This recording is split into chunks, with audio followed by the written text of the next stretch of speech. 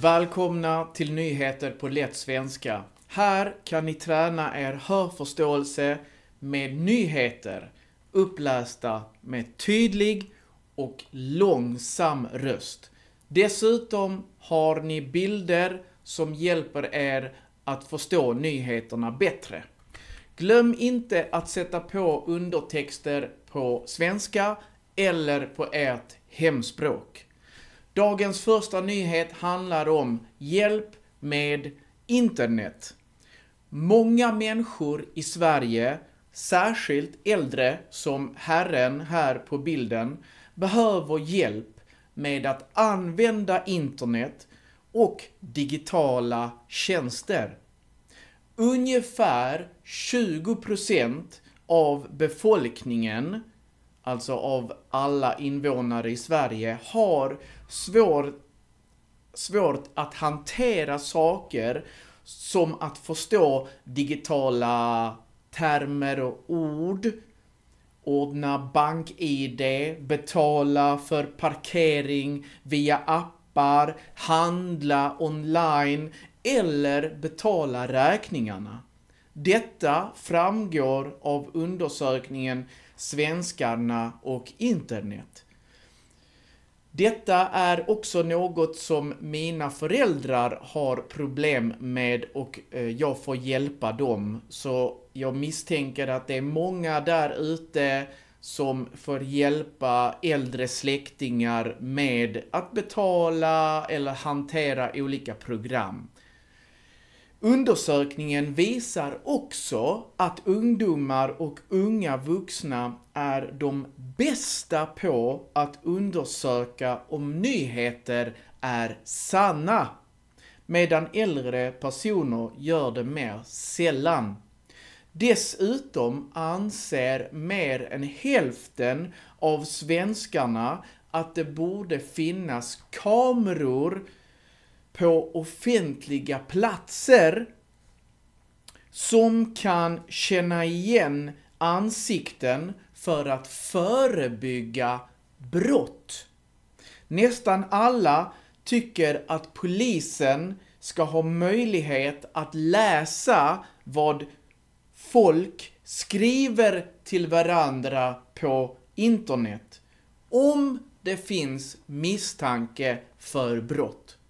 Vad tycker ni som lyssnar på de här nyheterna om dessa förslag att vi ska ha fler kameror på offentliga platser och att polisen ska få läsa meddelanden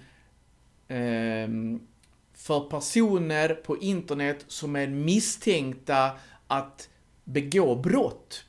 Tycker ni är bra? Tycker ni är dåligt? Skriv gärna. En annan intressant upptäckt är att över 60% av svenskarna tror att företag som Google, Facebook, TikTok kan lyssna genom mobilen. Men enligt Dagens Nyheter är detta inte sant, då det är tekniskt omöjligt för företagen att göra så, att lyssna på vad vi pratar om. Vår andra nyhet handlar om en bil som släpper ut vatten. Just det. Fordon som bilar, lastbilar, bussar, flygplan och båtar bidrar med utsläpp av gaser som påverkar klimatet negativt. Särskilt utsläpp av koldioxid som bildas när bränslen som bensin och diesel förbränns i motorer. Detta gör att klimatet blir varmare. Flera företag arbetar nu med att hitta alternativa bränslen som inte släpper ut koldioxid. Ett exempel är eldrivna bilar. Det tyska företaget BMW utvecklar också bilar som drivs med vätgas. Bilar som går på vätgas släpper bara ut vatten. BMW planerar att sälja sina vätgasbilar om 4 år. Andra företag som Toyota med sin bilmodell Mirai och Hyundai med modellen Nexo har redan vätgasdrivna bilar. Än så länge är det dock ovanligt med vätgasbilar. Förra året såldes endast omkring 9000 sådana bilar globalt, hela världen. En av utmaningarna för vätgasbilar är att det finns få tankstationer för vätgas.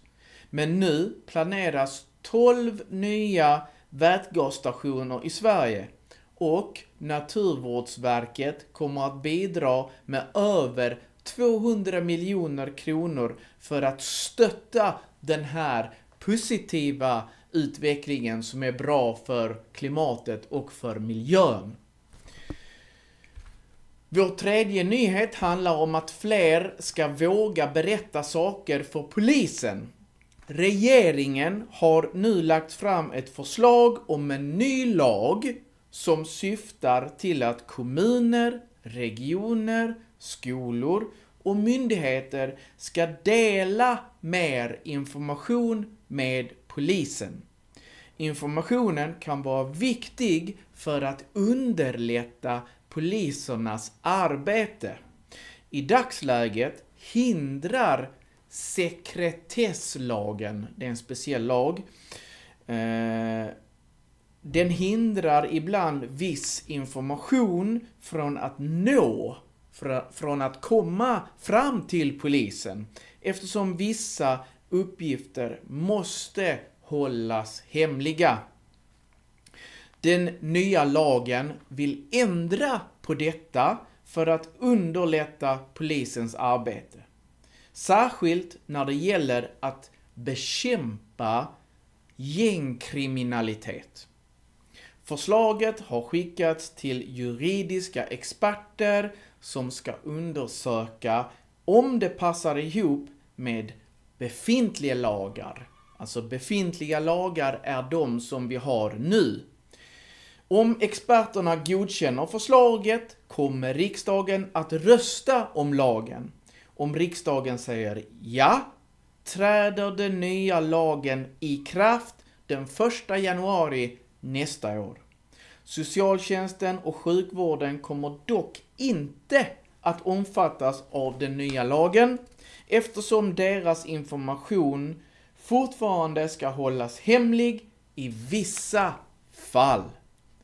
Dagens sista nyhet handlar om att Elon Musk, som ni ser på bilden här, som är känd för grundaren av Tesla, han stöttar Trump. Elon Musk, en av världens rikaste personer, har öppet uttryckt sitt stöd för Donald Trump inför höstens presidentval i USA.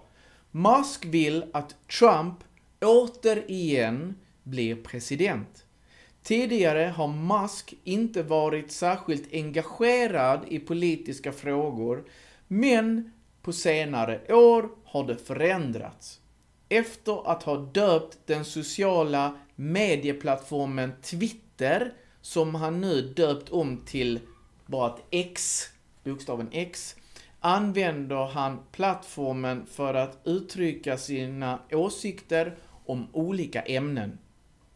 Musk har dock fått kritik för sina inlägg på X, särskilt för sina uttalanden om transpersoner, judar och invandrare. Kritiker menar att han ibland sprider rykten och osanningar. Trots kritiken har Musk en stor följarskara med 197 miljoner personer som följer honom på X. Plattformen är en betydande plats för politiska diskussioner, säger Andreas Önnefors, forskare vid Linnéuniversitetet. Donald Trump har även sagt att Elon Musk skulle få en roll i hans administration om han vinner valet. Tack för att ni har lyssnat på nyheter på lätt svenska.